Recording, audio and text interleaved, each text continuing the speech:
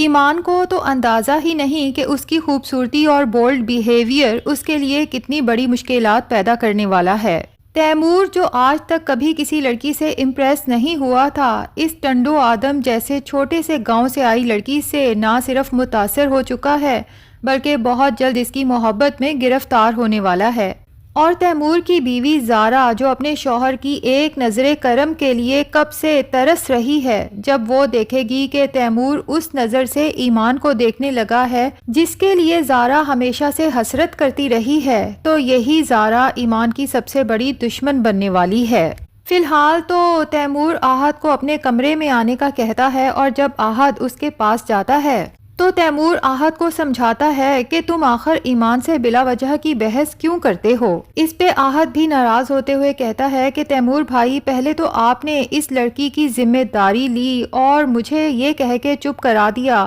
کہ ایمان کا ہمیشہ خیال رکھنا ہے، اور پھر مجھے اس ایمان سے معافی مانگنے پر بھی مجبور کیا، لیکن آپ نے اس لڑکی کو دیکھا ہے کہ وہ کس طرح دوسروں کی تذلیل کرتی ہے، اور اب آپ نے میرے ہی ذمہ لگا دیا اسے یونیورسٹی سے پک اینڈ ڈراپ دینے کے لیے۔ یہ تو نا انصافی ہوئی نا۔ لیکن تیمور آہد کو ہی سمجھاتا ہے کہ میں نے اس کے باپ سے وعدہ کیا ہے کہ اس کا ہر طرح سے خیال رکھوں گا، کیونکہ اس کے باپ کا میرے باپ پہ ایک بہت بڑا احسان ہے، شاید ہم چاہ کے بھی اس احسان کا بدلہ نہیں چکا سکتے۔ ہاں، ہم یہ ضرور کر سکتے ہیں کہ ایمان کی ہر بات کو اگنور کریں اور جتنا ہو سکے اس کا خیال رکھیں، اور اب تک تو تمہیں بھی اس لڑکی کی عادتوں کو سمجھ جانا چاہیے کہ کچھ بھی کر لیں اسے چپ نہیں کروایا جا سکتا۔ جس پہ آہد کہتا ہے کہ بھائی،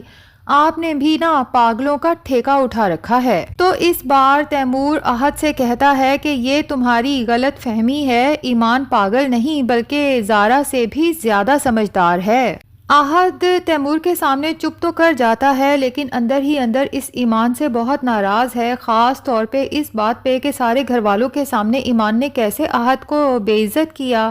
کہ اس کا کہیں افیئر چل رہا ہے۔ یہی تو وجہ ہے کہ وہ لڑکیوں کو ریجیکٹ کیے جاتا ہے۔ اب تیمور کی بات سننے کے بعد آہد اپنے گھر جانے ہی لگتا ہے کہ ایمان اس کے راستے میں آ کے کھڑی ہو جاتی ہے۔ آہد کو ایمان کی یہ حرکت اچھی نہیں لگتی، اس لیے کہہ دیتا ہے کہ میں صرف تیمور بھائی کی وجہ سے آپ کا لحاظ کر رہا ہوں، ورنہ میں اتنا اچھا ہوں نہیں۔ جس پہ ایمان آہد کا ایک دفعہ پھر مذاق اڑاتے ہوئے کہتی ہے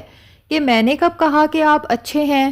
آہد تو اندر سے مزید سلگنے لگتا ہے کہ یہ ایمان آخر ہے کیا چیز کہ بدتمیزی پہ بدتمیزی کیے جاتی ہے۔ اب ایمان جو کافی کا کپ بنا کے تو اپنے لیے لائی تھی، لیکن آہد کو پیشکش کرتی ہے اور کہتی ہے کہ چلیں غصہ چھوڑیں، یہ لیں میں نے آپ کے لیے کافی بنائی ہے۔ اور ایمان کی یہ ادا دیکھ کے آہد کا غصہ تو جیسے کہیں رفو چکر ہو جاتا ہے۔ وہ تھوڑا مسکراتے ہوئے ایمان کے ہاتھ سے کافی کا مگ پکڑ لیتا ہے، اور اس کا دل بھی اسی وقت ایمان کے لیے صاف ہو جاتا ہے، شاید ایمان کی خوبصورتی دیکھ کر، یا پھر تیمور کی یہ بات اس کے دل میں کہیں لگ گئی ہے کہ ایمان زارا سے زیادہ عقل مند ہے۔ لیکن لیلا کو تو آہد پہ شدید غصہ آتا ہے جب اسے پتہ چلتا ہے کہ لیلا سے پوچھے بغیر، اسے بتائے بغیر آخر آہد نے ایمان سے معافی کیوں مانگی، اور تو اور اسے اگلے دن یونیورسٹی چھوڑنے بھی چلا گیا۔ آہد پر حکم چلاتے ہوئے کہتی ہے کہ تم مجھ سے پوچھے بغیر بھلا یہ سب کیا کرتے پھر رہے ہو؟ تو آہد اپنی بہن لیلا سے کہتا ہے کہ اپنی خوشی سے نہیں کر رہا، تیمور بھائی کا حکم تھا اور پھر تائی جان نے بھی کہا تھا، تو مجبوری کے تحت مجھے یہ سب کرنا پڑا۔ اب آہد کا پہلا کانٹریکٹ ہے، تو اسی سلسلے میں آہد کی تائی جان یعنی تیمور کی ماں نے ایک بہت بڑی سیلیبریشن رکھی ہے جس میں تمام فیملی ممبرز کو انوائٹ کیا ہے۔ اب اسی کی تیاریاں چل رہی ہیں، اور ہمیشہ کی طرح تیاریوں کی ساری ذمہ داری بلال کے کندھوں پہ ہے۔ ایمان جو اپنی کھڑکی سے باہر کا نظارہ کرتی ہے تو بلال کی طرف دھیان جاتا ہے اور سوچتی ہے کہ یہ لڑکا صبح سے کام میں مصروف ہے، ابھی بھی پھولوں کی سیٹنگ کر رہا ہے۔ وہ جب دیکھتی ہے کہ بلال دھوپ میں پسینوں پسین ہے تو اندر سے ٹھنڈے پانی کا گلاس لے کے بلال کے پاس پہنچ جاتی ہے، اور پانی کا گلاس بلال کی طرف بڑھاتے ہوئے کہتی ہے کہ بھائی یہ پانی پی لو، کہیں گر ور گئے تو ہمارا کام تو وہیں رک جائے گا۔ اس بات سے بلال کو اندازہ ہو جاتا ہے کہ یہ لڑکی مجھے اس گھر کا نوکر سمجھتی ہے، اور کیوں نہ سمجھے، بلال کا حلیہ بھی تو ایسا ہے، ویسے بھی سارا وقت تو وہ کاموں میں مصروف رہتا ہے۔ بہرحال وہ ایمان کو کوئی کلیریفیکیشن تو نہیں دیتا، وہاں سے آگے چل دیتا ہے۔ دوسری طرف آہت اور تیمور کی پھر سے ملاقات ہوتی ہے تو تیمور آہت سے ایمان کے بارے میں اپڈیٹ لیتا ہے، جس پہ آہت تیمور کو بتا دیتا ہے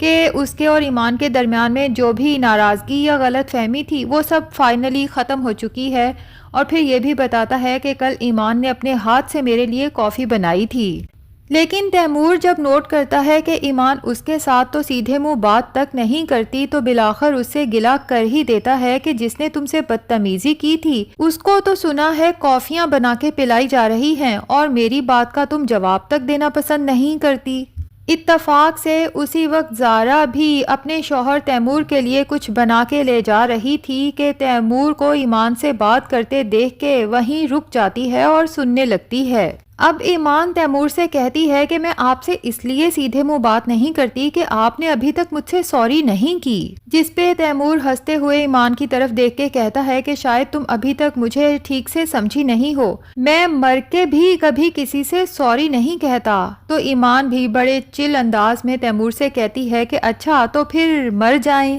زارا کے کان میں ایمان کے یہ الفاظ پڑتے ہیں تو وہ تو ہکی بکی رہ جاتی ہے کہ اس کی اتنی جرأت کہ یہ تیمور سے اتنی بڑی اتنی فضول بات کہہ دے، جبکہ زارا تو تیمور سے بات کرتے ہوئے کئی بار سوچتی ہے کہ کہیں اس کے منہ سے کوئی ایسی بات نہ نکل جائے کہ تیمور کو برا لگ جائے۔ لیکن زارا کو کیا پتا کہ ایمان کی یہی ادائیں تیمور کے دل میں اس کے لیے جگہ بنانا شروع کر چکی ہیں، اور وہ تو آہستہ آہستہ ایمان کا گرویدہ ہو چکا ہے۔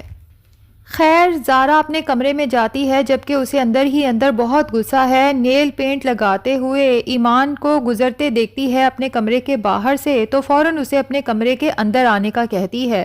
اور پھر اسے اچھے سے سمجھا دیتی ہے کہ میں آج کے بعد تمہیں تیمور سے اس طرح سے کوئی ایسی فضول بات کرتے ہوئے نہ دیکھوں۔ شاید تمہیں پتہ نہیں کہ ہمارے گھر میں بڑے بھی تیمور سے بات کرنے سے پہلے 100 بار سوچتے ہیں۔ اب اتنے میں لیلا بھی وہاں پہنچ جاتی ہے، اور وہ جب دیکھتی ہے کہ زارا جو پہلے تو ایمان کو بہت سر آنکھوں پہ بٹھا رہی تھی آج اس کو باتیں سنا رہی ہے تو زارا پہ طنز کے تیر پھینکتے ہوئے کہتی ہے کہ بھئی ایسا بھی کیا ہو گیا، ابھی کل تو تم یہ کہہ رہی تھی کہ ایمان کی ذمہ داری تیمور نے اپنے سر لی ہے، اسی لیے تم بھی ایمان کا پورا خیال رکھو گی۔ بہرحال ایمان کو تو بہت برا محسوس ہوتا ہے، وہ اسی لمحے فیصلہ کر لیتی ہے کہ مجھے یہاں سے چلے جانا چاہیے، اس لیے اگلے دن یونیورسٹی سے سیدھی اپنی پھپھو کے گھر چلی جاتی ہے۔ اب پھپھو کا داماد تو شروع دن سے ہی ایمان پہ بدنیت تھا، وہ جب ایمان کو دیکھتا ہے تو ایمان سے باتیں کرنے کے بہانے پہلے تو اس کے لیے کولڈ ڈرنک لاتا ہے اور پھر چپکے سے اس کے اندر کچھ نشہ آور چیز ملا دیتا ہے،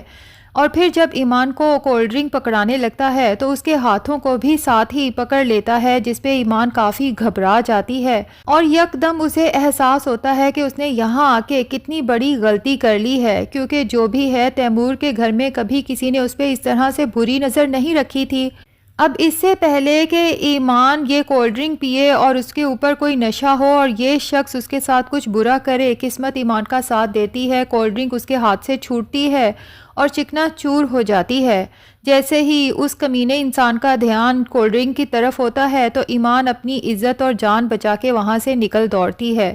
واپس تیمور کے گھر آنا اس کے لیے مجبوری بن چکا ہے، لیکن اب وہ پوری کوشش کرے گی کہ جتنا ہو سکے اپنی زبان پر قابو رکھے۔ تو ناظرین، آپ کو نقاب ڈرامے کی نیو ایپیسوڈ کیسی لگی کمنٹ سیکشن میں ضرور بتائیں۔ ویڈیو پسند آئی ہے تو لائک اور چینل کو سبسکرائب بھی ضرور کر لیں۔